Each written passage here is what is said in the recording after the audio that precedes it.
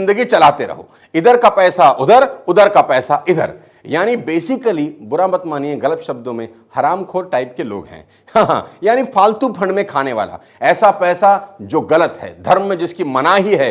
Bible में ऐसे व्यक्ति को विक्ट भी कहा गया है, यानी दुष्ट, जो कर्ज लेता है लेकिन चुकाता नहीं। अगर आप ऐसे हैं तो प्लीज हाथ जोड़ के विनती है, थोड़ी खुददारी लाइए, जिनका लिया है लौटा दीजिए। Point number 2, loan for need और डिजायर। यानी जब आप लोन लेने गए तो क्यों गए, सोचिए। क्या लोन लेना जरूरी था? इस सवाल का सिंपल सा जवाब है कि लोन लेना तभी जरूरी है जब जरूरत के लिए लिया जाए, डिजायर के लिए नहीं। रोटी कपड़ा मकान शिक्षा सेहत रोजगार, ये जरूरतें हैं। आपको कॉलेज में एडमिशन के लिए लोन लेना चाहिए तो ठीक है, लेकिन लोग फॉरेन ट्रिप के लिए लोन ले रहे हैं, पूरा का पूरा परिवार जा रहा है घूमने ईएमआई पे। महंगे आईफोन के लिए लोन ले रहे हैं, सैलरी 30,000 की और हाथ में आईफोन 14 प्रो चाहिए। मुझे तो समझ में नहीं आता कि ये हो क्या रहा है। मैं नहीं कह रहा कि ख्वाहिशें नहीं होनी चाहिए, लेकिन ख्वाहिशों के लिए लोन कभी नहीं लेना चाहिए, मेहनत करनी चाहिए। आपको 10,000 15,000 रुपए के फोन की जरूरत है, लेकिन 1 लाख का फोन आपकी ख्वाहिश है।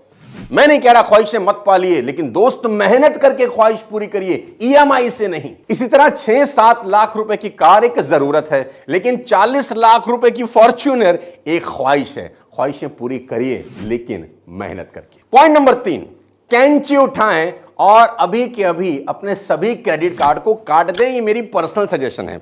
मैंने उठाई कैंची, मैंने निकाला अपना क्रेडिट कार्ड और अपने हाथ से इसको काट दें, ऐसे जैसे मैं काट रहा हूं, ऐसे ऐसे ऐसे ऐसे ऐसे काट दें। क्रेडिट कार्ड का इस्तेमाल ही मत करिए।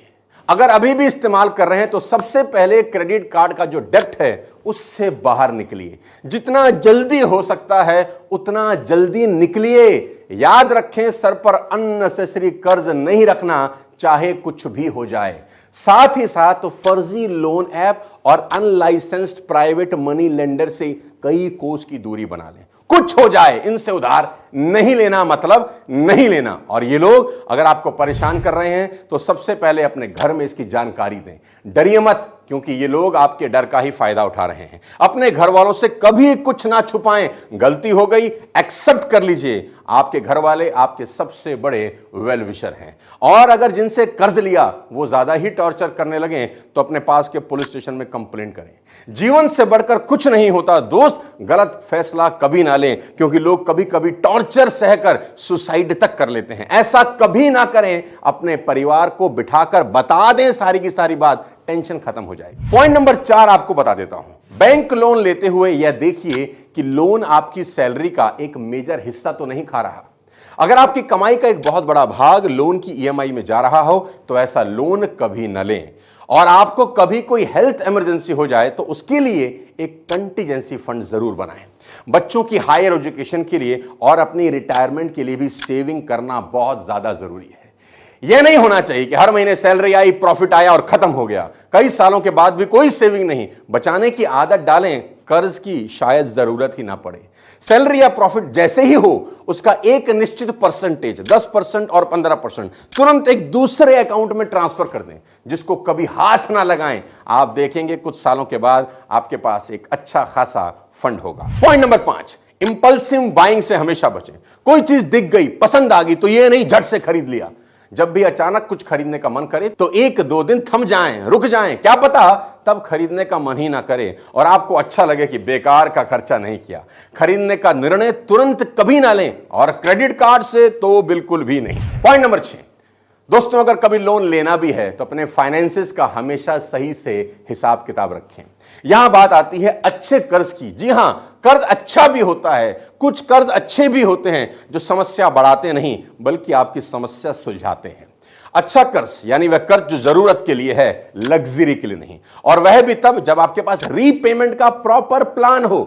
एग्जाम्पल, आपने एक प्रॉपर्टी खरीदनी है, आपको एक असेट बनाना है जिसके लिए आपको चाहिए होम लोन, और आपको यकीन है कि जितना इंटरेस्ट में पे करूंगा प्रॉपर्टी का वैल्यू एप्रिसिएशन उससे कहीं ज्यादा होगा, तो जरूर लीजिए। अगर आपको अपना बिजनेस एक्सपेंड करना है और आपको यकीन है कि बिजनेस बढ़ने से मैं आराम से इंटरेस्ट और मूल पैसा चुका दूंगा, तो जरूर लीजिए। अगर अपने बच्चों की हायर एजुकेशन के लिए लोन लेना है, जरूर लीजिए।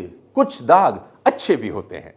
पॉइंट नंबर 7, सबसे आखिरी में, बहुत ध्यान से सुनिए, लोन आपको केवल फाइनेंशियली हर्ट नहीं करता, बल्कि यह आपकी लाइफ पर एक बहुत मेजर इंपैक्ट डाल सकता है। आपकी मेंटल हेल्थ से लेकर आपकी लाइफ के डिसीजंस तक। कई लोग हैं जो जॉब के 6-7 साल में सेविंग करते हैं और फिर अपना पैशन परस्यू करने के लिए जॉब छोड़ देते हैं। लेकिन जो इंसान डेब्ट ट्रैप में फंसा हुआ है वह जॉब छोड़ ही नहीं सकता। कंपनी को भी पता है कि यही कहीं जाने वाला नहीं है, इसकी किस्तें बंधी हुई हैं, उसको खूब खूब खूब निचोड़ा जाता है, 15-16 घंटे काम कराया जाता है। इस चक्रव्यूह से आप निकल ही नहीं पा रहे और अचानक रिसेशन आया, जॉब छूट गई, सबसे बुरा हाल हुआ। यह लाखों लोगों की सच्ची कहानी है। साथियों, कोई और आपको कंट्रोल में रखे इससे बेहतर है कि आप खुद को कंट्रोल में रखें। फिजिकल डिसिप्लिन मेंटेन जरूर करें। बाकी प्रॉब्लम्स पर तो मैं आपको कह सकता हूं कि पॉजिटिव सोचो, अच्छा सोचो, लेकिन लोन डेब्ट ट्रैप एक ऐसी प्रॉब्लम है जो पॉजिटिव सोच से बदलने वाली नहीं।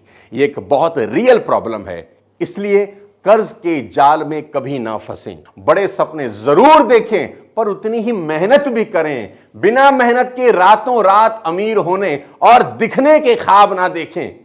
और अगर यह वीडियो आपको यूजफुल लगा तो अपने फैमिली, फ्रेंड्स के साथ शेयर करें ताकि वे भी सेफ रह सकें। अगले किसी और वीडियो के साथ आपसे फिर मुलाकात करूंगा। चैनल को सब्सक्राइब कर दें, बेल आइकन दबा दें, कुकू FM जरूर डाउनलोड करें। तब तक अपने स्वास्थ्य का ध्यान रखिए। Thank you so much. जय हिंद।